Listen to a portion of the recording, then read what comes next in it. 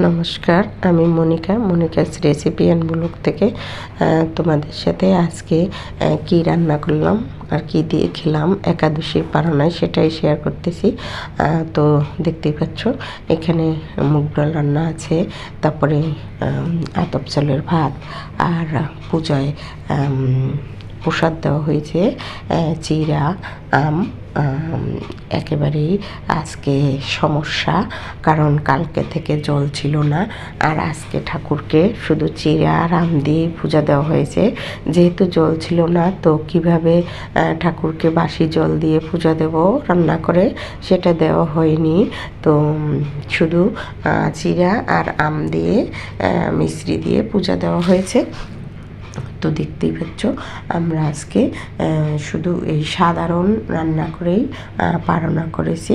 এখানে ছিল পটল ভাজা, কারকোল ভাজা, বেগুন ভাজা। আমি বেগুন ভাজা নিইনি, একাদশীর পরের দিন নাকি বেগুন ভাজা খায় না, তো আমার ছেলে মেয়েদের জন্য এমনি ভাজা করছি, ওরা কী দিয়ে খাবে তাই, আর আমি নেইনি।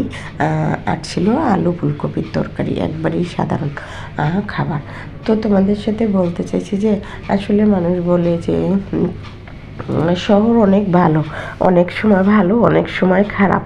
দেখো, যখন কারেন্ট না থাকে জল তুলতে পারে না, আবার যখন গ্যাস না থাকে রান্না করতে পারে না, জল না থাকলে রান্না করতে পারে না।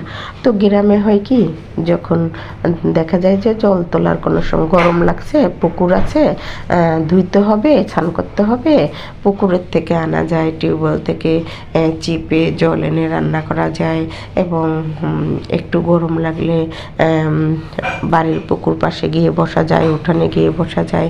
এখানে কিন্তু শহরে কিন্তু সেটা করা যায় না, অনেক কষ্ট করতে, জল না থাকুক, কারেন্ট না থাকুক, যেটাই না থাকে তখনই সমস্যা, গ্যাস না থাকুক, একটার পর একটা সমস্যা থেকেই যায়।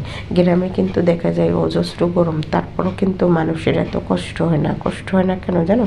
যখনই মন চায় পুকুরে একটা ডুব দিয়ে আসতে পারে, বা টিউবওয়েল চিপে ঘরে জল নিয়ে ঠান্ডা ঠান্ডা একবারে ফ্রিজের মতো খেতে পারে।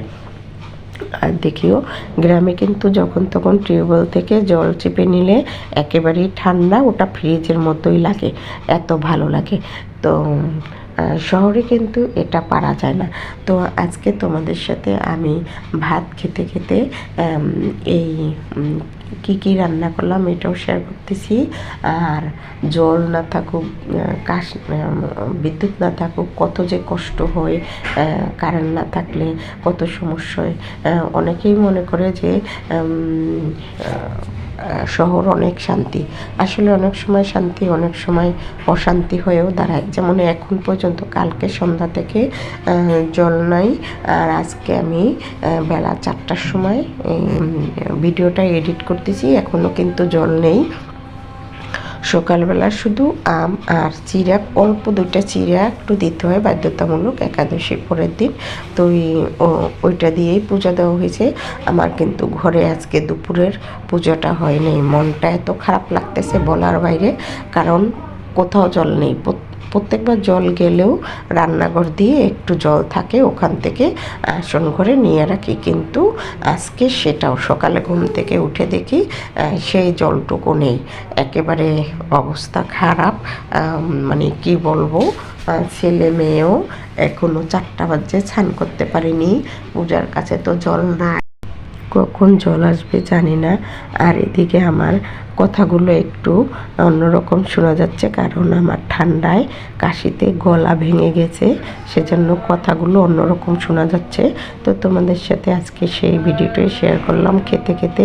সবাই ভালো থাকো, সকলের জন্য শুভকামনা, সকলের জন্য শুভকামনা রইল। আবার কথা হবে, দেখা হবে অন্য কোনো ভিডিও নিয়ে। সে পর্যন্ত সবাই সুস্থ থাকি। আজকে আমার গলা ভাঙার জন্য সাউন্ডটা হয়তো একটু অন্যরকম হবে, তোমরা কেউ কিছু মনে করিও না। আমার ঠান্ডা, প্রচণ্ড ঠান্ডায় গলা ভেঙে গেছে।